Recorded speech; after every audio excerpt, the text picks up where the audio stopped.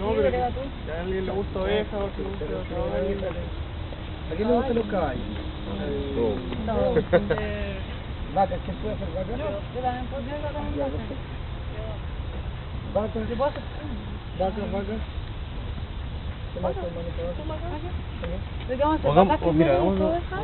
Vamos Vamos a primero, ir lo mismo de acá, ¿En segundo total vez. animales o...?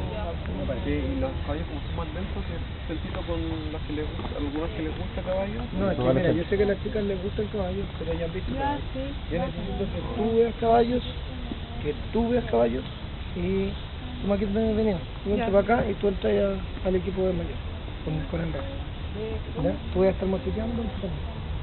¿Ya? Ustedes van a estar mochiteando. ¿Yo vaca también? Sí, vaca. Ya. Vaca. ¿Tú puedes cargar? ¿Quieres ver caballo? ¿Cuántos bovinos? No, yo cargo. Va a cargar. ¿Quieres ver caballo? Me da lo mismo. ¿Quieres sí o no? Porque después tú y yo voy a bajar. Yo pongámosle 20, 81 más, y 20 caballos más.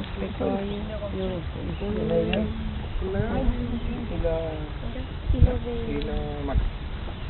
Ya, entonces maca por acá. Entonces nos queremos un lugar más que visitar solamente. Ahora en la mañana. No, tres lugares.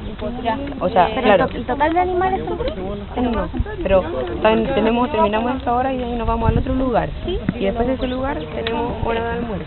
O ahí hay 3 más. En otro lugar hay Ah, ya, perfecto. ¿En la misma comunidad? Y eso es solo la mañana y en la tarde.